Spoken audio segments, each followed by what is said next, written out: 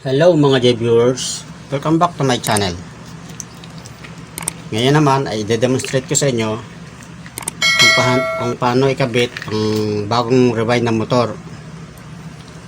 Ang bagong rewind na motor nga ay mayroong assorted color na ang kanyang sa standard color ng mga bagong rewind na motor ay mayroon siyang standard color na yellow, white, black and red, then green. Sa ganitong bagong rewind ng motor, meron nang ibinibigay pagbibili o magpapa-rewind, may binibigay na manual. Kaya madali nang matrace kung alin ang para sa switch, sa cord, at sa starting capacitor. So paano naman kung ang iyong hahanapin naman ay ang lumang motor? Gaya nito nga, meron tayo ditong lumang motor. Lahukan din ang kanyang kulay, assorted din. Paano hanapin ang kanyang line 1, line 2, speed level at saka starting capacitor? Yan ang ituturo ko sa inyo ngayon.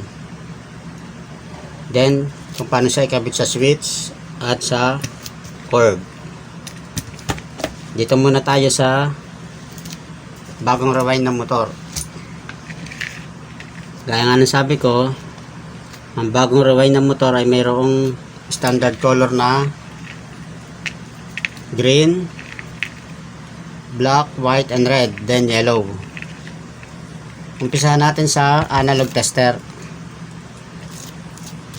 Ang pinakasimpleng technique sa paghahanap ng common wire nya, iset lang ang tester sa X10. Then siguraduhin ang tester ay hindi pumapalo sa ating mga kamay. Pag hinawakan natin ang dalawang dulo ng test rod, hindi papalo ang pointer ng tester. So ito nga pinakamadaling technique para makita ang common winding, yung common wire nya.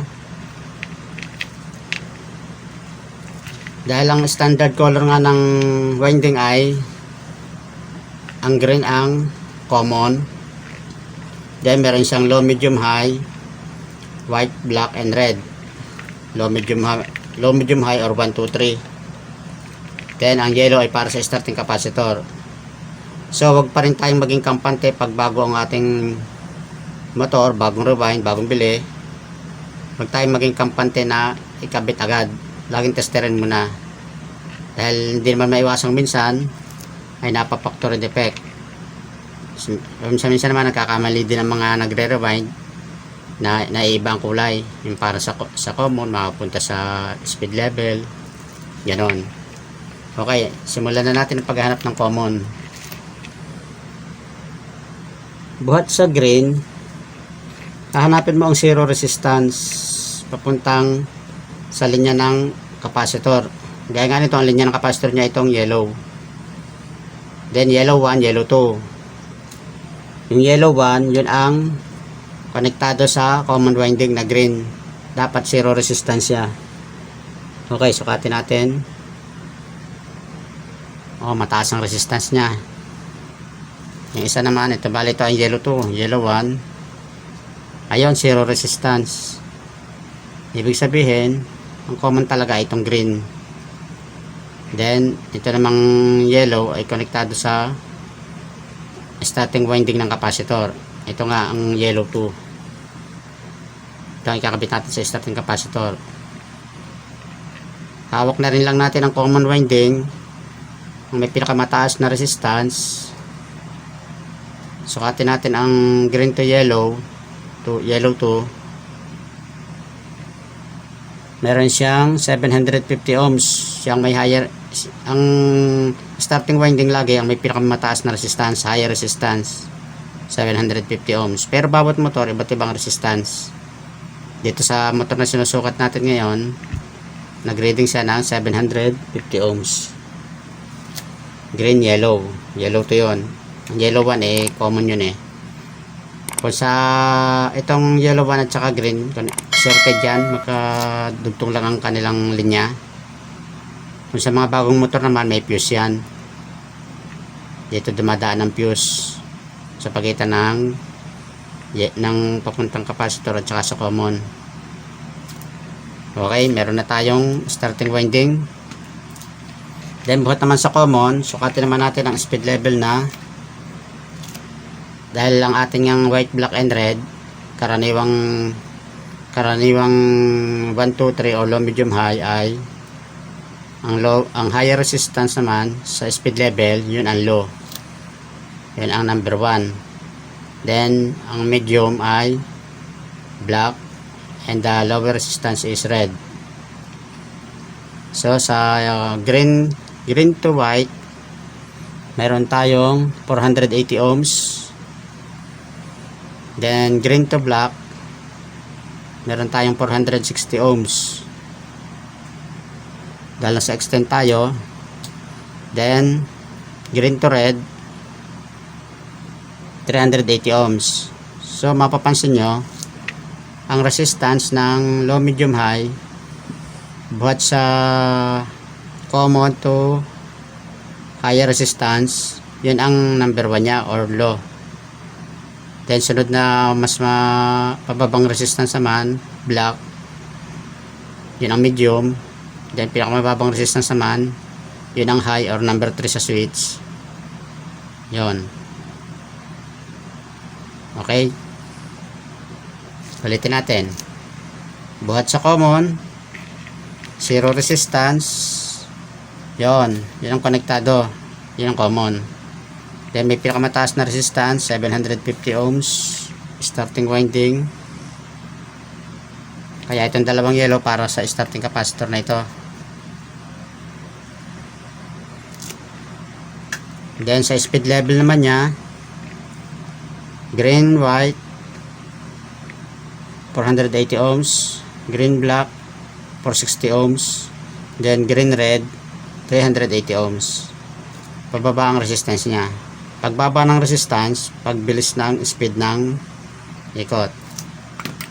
So ikabit natin siya sa cord at saka sa switch. Push button switch ang ating gamitin. Then ang kanyang power cord.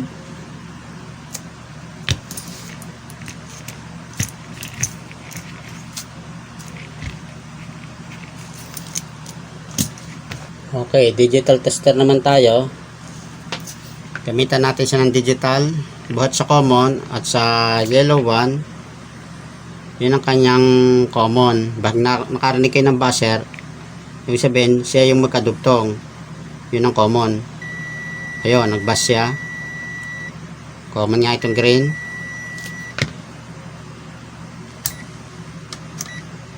Then resistance checking tayo. May pinakamataas na resistance, yan ang starting capacitor, starting winding.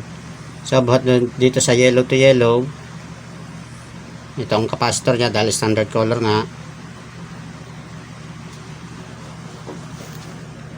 Yun, meron siyang 770 ohms. Yan ang kanyang starting winding, 770 ohms. Then buhat sa common, dito tayo sa low, white, green, white. Siyempre siyang may mataas na resistance sa speed level. Meron siyang 535 ohms. 535 ohms. Then sa common, buhat sa common to black, green, black, meron siyang 480 ohms. Then green, red, meron siyang 404 ohms or 400 ohms. So mapapansin nyo, buhat sa low, medium, high or 1, 2, 3, white, black, red, ang resistance niya pababa. Kaya nga ang red ang may mababang resistance, yung may high speed level. Then medium speed level ang black, and low speed level ang white. Pagtaas ng resistance, pagbaba ng speed level. Then pagbaba ng resistance, pag high speed ng level naman. So hindi nga nagkakalayo ang resistance reading ng analog at digital natin.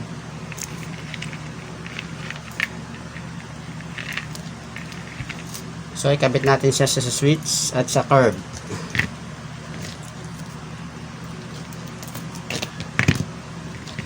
Runny 1, ang line 1 natin, line 1 ay yung common, line 1 ang curve. Then line 2 dito sa linya ng switch. Sa linya ng switch natin ihina ang isang power cord.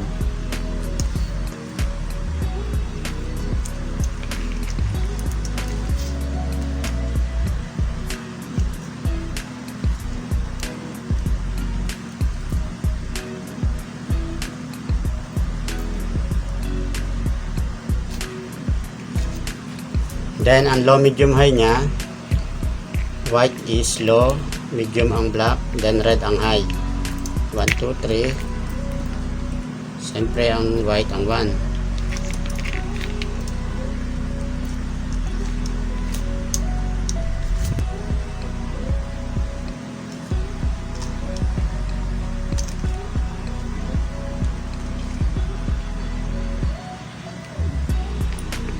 Then black ang medium or number 2.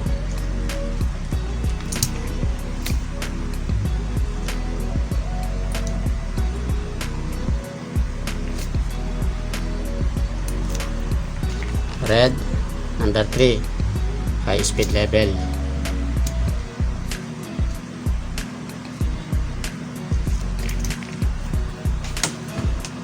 At ang kanya namang starting capacitor, kabit natin sa yellow to yellow.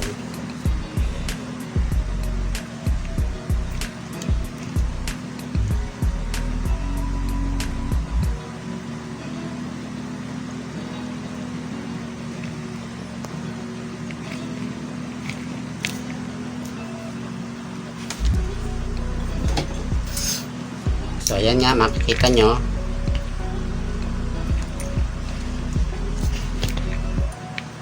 ang line 1 ng cord.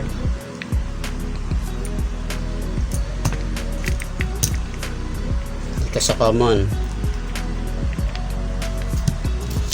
Ito nyo itong ating power cord.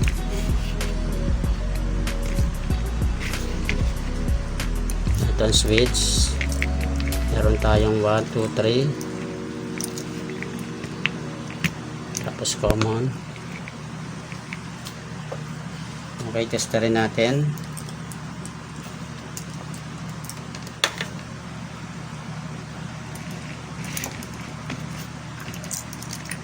Off. Number 1, high, low speed level. Mas mataas ang resistance. Then number 2, medium speed level. Then number 3, high speed level. Low resistance siya. Then off. 1, 2, 3. Mapapansin nyo, bumababa resistance. Yan, ganun lang. Titipan pa ito dito, pero demonstration lang naman ito. Hindi natin isasaksak. Hindi ko na tinipan. Common, low, medium, high. Starting capacitor. Then switch. Doon naman tayo sa lumang motor. Paano ang paghanap ng speed level sa lumang motor? Lalo't kalas-kalas na. Tulad nga nito, na ituturo ko rin sa inyo ang pagkabit naman dito sa rotary switch.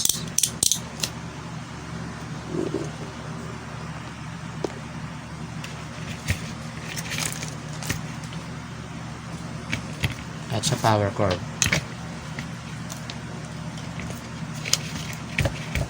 So dito naman meron tayong kulay na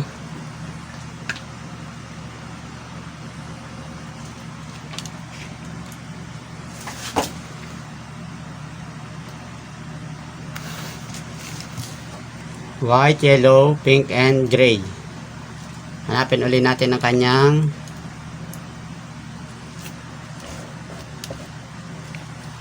common. Yung shorted, buhat dito sa line 2 ng line 1 ng buhat sa common, buhat at dito naman sa linya ng starting capacitor, starting winding. Doon natin makita ang common, zero resistance siya. Subukan natin itong white.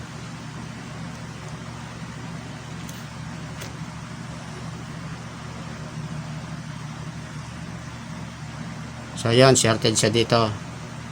Dito sa pagitan ng white at violet 1, dyan may fuse siya, nakabalot dito. Na kaya kapag nag-open yung fuse, hindi ito papalo. No resistance siya. Kaya ito, zero resistance. Okay pang fuse niya. Umikot lang doon ang linya, dumaan lang ng fuse. So common natin white. Then sa violet naman, siyempre may pinakamataas na resistance dahil siya ang linya ng capacitor. Ang kanyang resistance nga ay 950 ohms.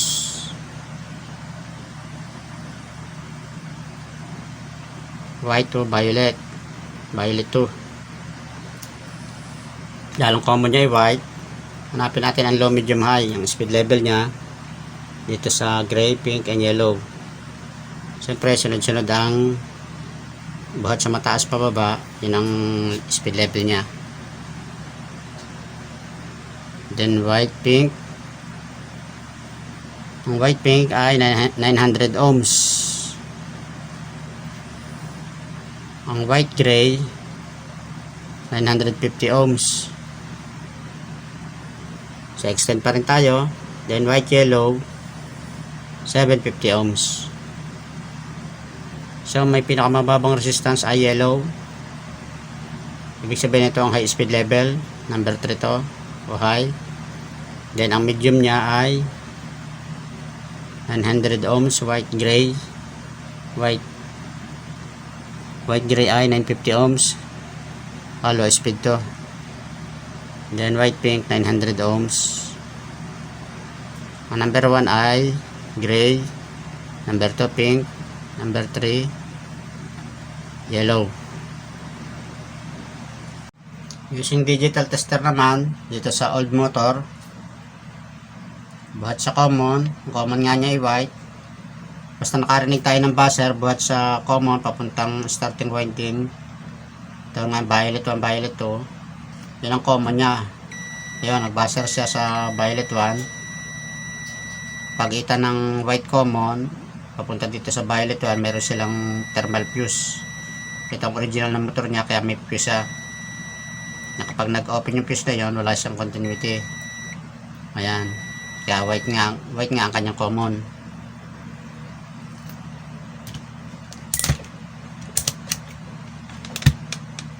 Then sukatin naman natin ang kanyang starting winding.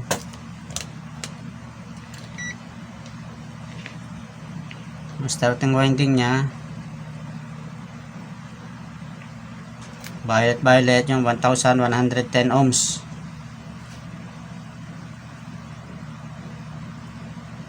Buhat dito sa common ganun din, 1100 ohms. Ayun. Then common naman papunta sa kanyang speed level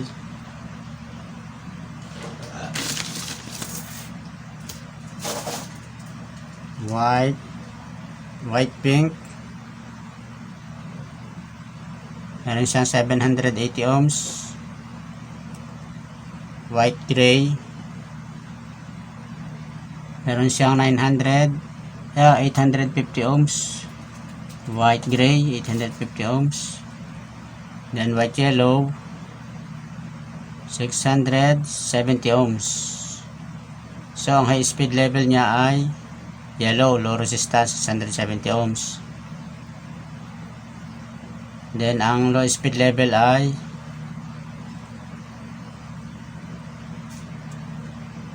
low speed level ang gray, number 1 to, high resistance 847 ohms or 850 ohms.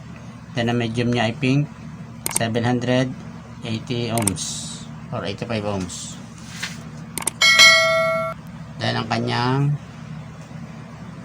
low resistance 670 ohms, white, yellow.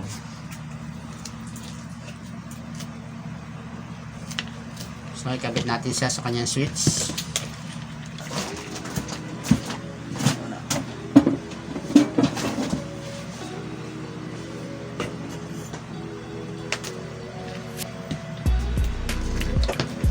Ang line 1 ng kanyang cord, hinang natin sa line 2 sa switch.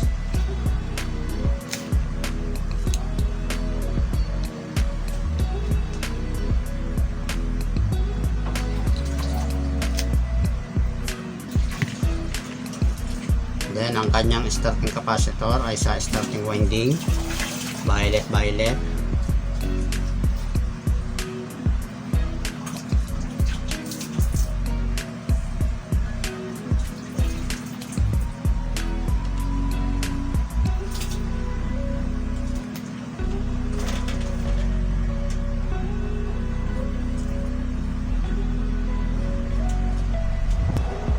Starting capacitor violet, dahil siyang may mataas na resistance. Yan ang kanyang speed level naman, common ay white. Dito siya sa line 1 ng cord.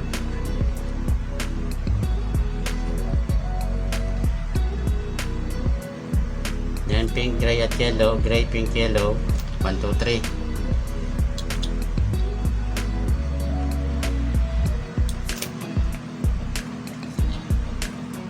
Gray number 1,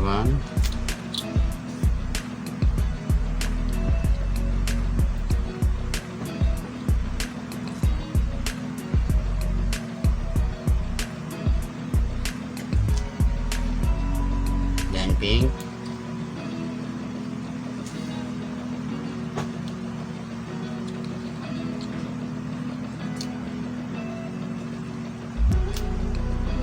then yellow, low resistance, high speed.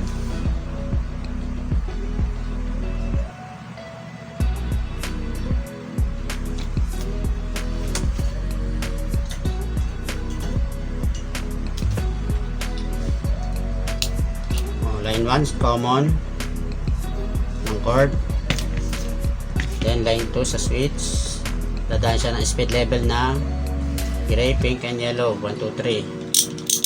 Off. Yan ang kanyang starting capacitor. Okay, nagamit na natin ang kanyang starting capacitor, switch, and cord. Yan, buhat sa cord, testerin natin siya sa analog. Yan ang kanyang common nakakabit sa line 1, then ang line 2 sa switch, speed level. Naka-off siya, i-on natin. Lagay yung tester sa plug, then pihitin. 1 high resistance, then 2 medium, number 3,